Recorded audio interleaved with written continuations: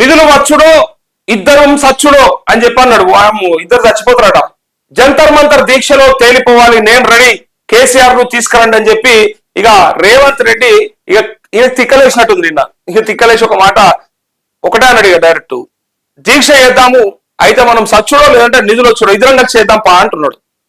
కానీ వీళ్ళేమంటారు ప్రతిపక్ష నాయకులు, అవకాశం ఇచ్చింది మీకైతే మీరేం చేస్తారు మరి, గుడ్డిగార పనులు తోముతారా?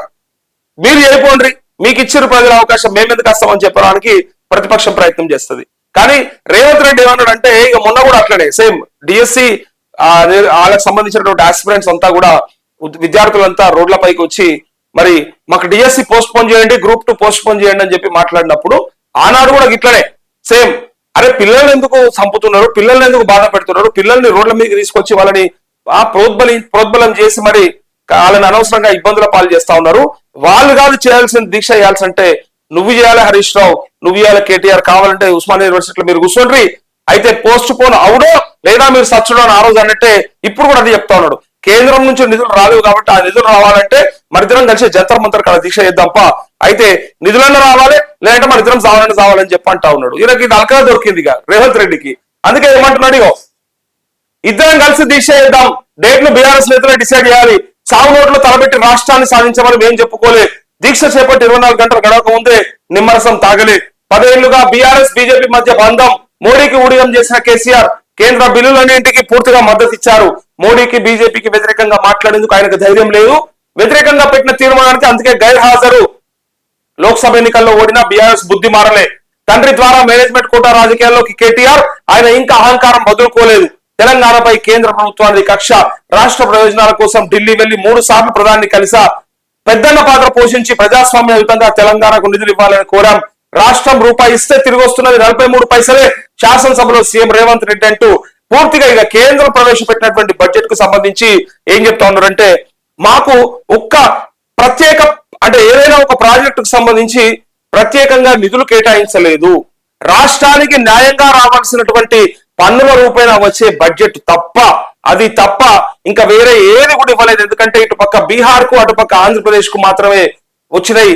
15,000 కోట్ల రూపాయలు ఆంధ్రప్రదేశ్ అమరావతికి ఇస్తున్నారు ప్రత్యేకంగా, అట్లే ఇటు పక్క 59,000 కోట్ల రూపాయలు బీహార్ కి ఇస్తా ఉన్నారు. అందుకే వాళ్ళిద్దరి కోసమైనా, ఎన్డీఏ అంటే ఆంధ్రప్రదేశ్ బీహార్ అయినా ఎన్డీఏ కూటమిలో ఉన్న వాళ్ళిద్దరి, ఇది మిత్రుల కోసం చేసినటువంటి మిత్రపక్షాల కోసమే పెట్టినటువంటి బడ్జెట్ అని చెప్పి నేను రాహుల్ గాంధీ కూడా అన్నాడు. సో కుర్చీ బచావో బడ్జెట్ మాత్రమే అని చెప్పి విమర్శిస్తా ఉంటే ఇలా రేవంత్ రెడ్డి కూడా అదే అంటా ఉన్నాడు, మాకెందుకు రావు నిధులు, మాకెందుకు కేటాయించరు, 8 మంది ఎంపీలను ఇస్తే రాష్ట్రం నుంచి బీజేపీకి, మాకెందుకు ప్రత్యేకంగా నిధులు కేటాయించలేదనేది ఒకటి. ఐటీఐఆర్ కానీ లేకపోతే ఇంకా మనకు రావాల్సినటువంటి రైల్వే లైన్లు కానీ రైల్వే కోచ్ ఫ్యాక్టరీ కానీ ఏమైనా మాకెందుకు నిధులు కేటాయించలేదని చెప్పి వీళ్ళు అడగడానికి ప్రయత్నం చేశారు. అందుకే చావు నోట్లో తాపెట్టి తెలంగాణ సాధించామని మేము ఎన్నడూ చెప్పుకోలే, దీక్ష చేపట్టి 24 గంటల ముందే నిమ్మకాయ రసం కూడా తాగలే, 100 రూపాయలు పెట్టి పెట్రోల్ కొనుక్కున్నాం, 10 పైసలు పెట్టి అగ్గిపెట్ట కొనుక్కోక డ్రామా చేసి ఎవరిని బలిగొనలే అంటూ ఎవరి శవాల ప్రాతిపదికనో ప్రాణాల ప్రాతిపదికనో అధికారంలోకి రావాలని కోరుకోలేదు, తెలంగాణ ప్రయోజనాల దృష్ట్యా కేటీఆర్ హరీష్ రావు దీక్ష చేయాలని ప్రతిపాదించారు, కేసీఆర్ ను రమ్మనండి, ప్రతిపక్ష నాయకుడుగా ఆయన, సభాపక్ష నాయకుడుగా నేను జంతర్ మంతర్ వద్ద దీక్ష చేస్తాం, తెలంగాణకు నిధులు తెచ్చుడో అవసరమైతే సచ్చుడో తెలుసాం, మేము సిద్ధం, డేట్ చెప్పండి, కేసీఆర్ తీసుకురండి, కేసీఆర్ ను అసెంబ్లీలో చూడాలని చాలా ఉత్సాహపడతా ఉన్నట్టున్నాడు రేవంత్ రెడ్డి. చాలా ఇష్టం అనిపిస్తుంది, కేసీఆర్ వస్తే బాగుండు, నన్ను ముఖ్యమంత్రి హోదాలో చూస్తే బాగుండాలి. ఎందుకంటే ఒక రోజు తనంతల తనే పోయి యశోద హాస్పిటల్లో కలిసి వచ్చాడు. ఆ రోజు ఏమన్నాడు, మానవ సంబంధాలు వేరే రాజకీయాలు వేరే అని చెప్పాడు. కాలు ఎరగొట్టుకొని తుంటి హెల్క్ ఎరగొట్టుకుని హాస్పిటల్లో సర్జరీ జరుగుతా ఉంటే ఆనాడు ప్రతిపక్ష నాయకుడికి ఇట్లా జరిగింది కాబట్టి నేను వెళ్తా అని చెప్పి వెళ్ళి కలిసి వచ్చాడు కదా ముఖ్యమంత్రిగా, ముఖ్యమంత్రి హోదాలోనే కలిసాడు. ఇప్పుడు కూడా నేను ముఖ్యమంత్రిగా ఉండగా ఆయన వచ్చి అక్కడ అసెంబ్లీలో కూర్చుంటే ఆయన మైకు కడి చేపిస్తే సంతృప్తి పడాలని చెప్పి చాలా ఆశపడుతున్నట్టుగా అనిపిస్తా ఉంది. ఇక్కడ కూడా అధికార పక్ష నాయకులకు కూడా అట్లే ఉంది, ప్రతిపక్ష నాయకుల గొంతు నొక్కితే బాగుండు, వాళ్ళు మమ్మల్ని గతంలో మాట్లాడనీయలేదనే ఒక బాధకు డెఫినెట్ గా ఎవరికి చేతుల అవకాశం వచ్చినప్పుడు వాడు ఆడుకుంటాడు అన్నట్టు, అప్పుడు వాళ్ళు ఆడుకున్నారు, ఇప్పుడు వీళ్ళు ఆడుకుంటారు, అది కామన్. ఇది పేరుకు ప్రజాస్వామ్యం, మళ్ళీ చెప్పుకుంటాం మనం, ప్రజాస్వామ్యంలో అట్లుంటుందా ఇట్లుంటుందా, ప్రజాస్వామ్యంలో అన్నీ ఉంటాయి, పేరుకే ప్రజాస్వామ్యం, వెనకాల జరిగేదంతా అప్రజాస్వామికం అన్నట్టుగా ఉంటది ఈ పరిస్థితులన్నీ కూడా చూస్తే. ఇక్కడ చూడండి, అందుకే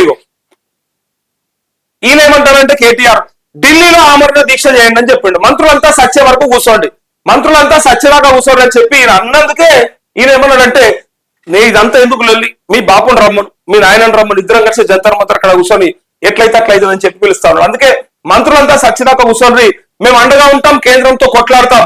పేమెంట్ కోటాలో రేవంత్ సీఎం అయ్యాడు, 6 గ్యారెంటీలు అమలు చేసే వరకు వదిలిపెట్టాం, సిరిసిల్ల ఎమ్మెల్యే కేటీఆర్ అంటూ ఇక ఢిల్లీ దీక్ష ఏమని ఈయన అడుగుతుండు.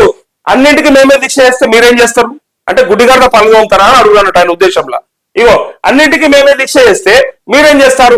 తెలంగాణ కోసం రాజీనామా చేయకుండా పారిపోయిన చరిత్ర రేవంత్ది. తెలంగాణ ఉద్యమకారులపై తుపాకీ గురిపెట్టారు, ఢిల్లీలో ధర్నా చేసేందుకు సిద్ధం, రాష్ట్ర ప్రయోజనాల కోసం ఎప్పుడు రెడీ, సిద్దిపేట ఎమ్మెల్యే హరీష్ రావు అంటూ నిన్న చాలా మంది ఏం ఎక్స్పెక్ట్ చేశారంటే కేసీఆర్ వచ్చి అసెంబ్లీలో కూర్చొని మాట్లాడితే బాగుండు, క్వశ్చన్ అవర్ లా ఏమైనా ప్రశ్నలు లేవనైతే బాగుండు, వేటిపైన ఇప్పుడు రైతు భరోసాకి సంబంధించి కానీ రైతు రుణమాఫీకి సంబంధించి కానీ చర్చలు ఉన్నాయి. ఈ చర్చల పాల్గొంటే బాగుండు కేసీఆర్ అని చెప్పి అందరికీ ఉంది, వీళ్ళకుంది వాళ్ళకుంది, ప్రజలకు కూడా ఉన్నది. 10 ఏళ్ల కాలం పాటు పరిపాలించిన ఒక ముఖ్యమంత్రిగా ఉన్నటువంటి వ్యక్తి ఇలా ప్రతిపక్ష నాయకుడు హోదాలో ఏం చెప్తాడు? మరి నేను చేయలేకపోయినా మీరు చేస్తారా అని అడుగుతాడా? నేను చేసే కాడికి చేసినా మిగిలిందంత మీదే అని చెప్తాడా? మరి ఏం మాట్లాడుతారని చెప్పి అందరూ వెయిట్ చేస్తా ఉన్నారు. నిన్న రాలేదు, ఇలా మధ్యాహ్నం బడ్జెట్ ప్రవేశపెట్టే సందర్భంలో మరి కేసీఆర్ వస్తున్నాడు అని అంటా ఉన్నారు. ఇవాళ వస్తాడా లేదంటే ఇలా ఎట్లయినా వాయిదా పడుతుంది, బడ్జెట్ ప్రవేశపెట్టిన తర్వాత వాయిదా పడుతుంది అసెంబ్లీ కాబట్టి రేపు అసెంబ్లీ దానిపైన బడ్జెట్ పద్ధతుల పైన చర్చ ఉంటది. సో వీళ్ళు కేటాయించిన కేటాయింపులను పట్టుకొని ఇక రేపుకి వస్తాడేమో అనిపిస్తా ఉంది. రేపు వచ్చి ఏమైనా 6 గ్యారంటీలు, ఈ గ్యారంటీకి ఎంత పెట్టిరు, ఈ గ్యారంటీకి ఎంత పెట్టిరు, మీరు చెప్పిన 420 హామీలు ఏమైనాయి, మరి కళ్యాణ లక్ష్మికి 1 తులం బంగారం ఇస్తామంటే అవన్నీ ఇప్పుడు బడ్జెట్ లో లేవు కదా అని చెప్పి అడగడానికి వస్తాడేమో అని చెప్పి అందరూ వెయిట్ చేస్తా ఉన్నారు కేసీఆర్.